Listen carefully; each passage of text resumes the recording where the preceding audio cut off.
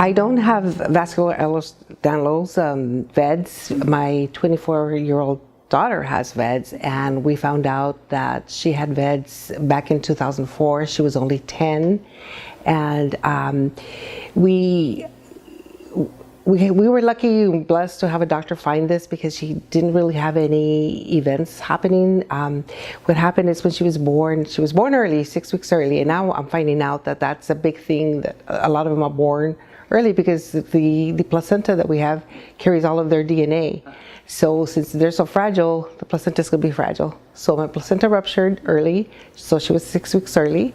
And the minute she was born, I knew something was wrong because she was like purple. And back then I thought it was just because she was born early, she was premature. But now I know that she was bruised. She was born bruised already. So we dealt with the bruising for 5 years. She would get these strange bruises, and I kept asking her pediatrician, she's bruising easily, or she wakes up with these bruises that I know she didn't fall. I know I didn't squeeze her. I know I didn't spank her. And he would just say, oh, honey, all kids bruise. And I said, well, yes, I understand that. You know, my daughter's not hyper. She's a very careful child. And so he would just blow me off. Yeah. Like, this mama is just crazy. So when she was 5, I mean, one day all her leg was bruised, and I knew she hadn't fallen, and I questioned the doctor and said, this is too much. And then he goes, okay, honey, I'll test her, I'll do lab work. And I was thinking she had some cancer, leukemia, because that's the first thing that came to my mind. And he says, we'll test her we'll do lab work.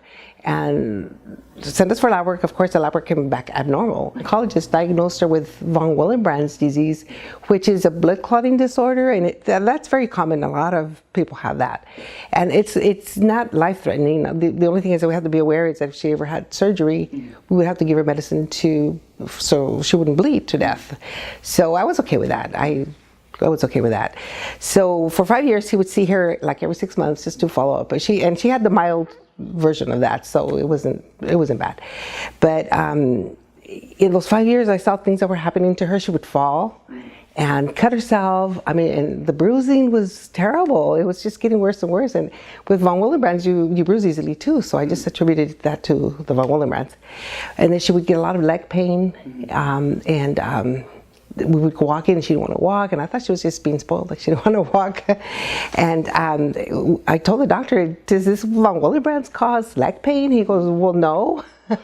So when she turned 10, twice that year, we had incidents. What happened is that she was riding her bike, and the pedal hit, the pedal just hit her leg on her calf. It was something simple, but it went through her skin. She had to have stitches. So there we go to the emergency room. And then, like maybe 4 months after, we were at a park, and she fell on her knee. What would have been just a normal scrape for anybody, she cut it open, the whole knee. So there we go to the emergency room, stitches again. Mm-hmm.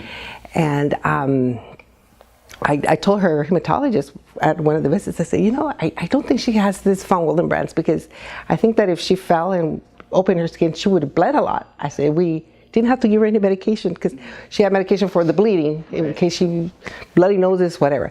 I said, we didn't have to give her any medication, she didn't bleed a lot. And then I kept telling her little incidents that were happening to my daughter. And I don't know, he just did a genetic testing on her to find out what was going on, and the diagnosis came back 3 months later that she had this. And back in 2004, the internet wasn't as big as it is now. Yeah. So it's like, what's this? I mean, I was lost. Yeah. I was lost. But he referred us to, back then we had a national organization called the Ehlers-Danlos National Society. Mm-hmm. They would put out yearly conferences. So they had a conference in Buffalo, New York that year. It was like, my daughter was diagnosed in February, and the conference was in July. So my older daughter and I went to learn more. I was devastated because when I learned about this vascular Ehlers-Danlos, I mean, it said they're not going to live past 40. It was awful. It's just an awful feeling that you have. But once I went to the conference, I met a lot of other people who had this medical condition. I mean, not a lot. I'm saying like 10. To me, that's a lot. Sure. The families dealing with this, and I came back very positive from that conference, very positive. And I met people that were older, past 40, that were living and had this medical condition. So I continued to go, and but then there was a focus with that society. There was a focus on the other types. There's other types of Ehlers-Danlos. The other types are more common. It's a lot of other people have that, and it deals mostly with dislocations and stretchy skin. And as the years went on, I said, I don't know. My daughter's issues are so different than what these other people have. And then the focus on the talks at those conferences were less and less about vascular Ehlers-Danlos. So we stopped going.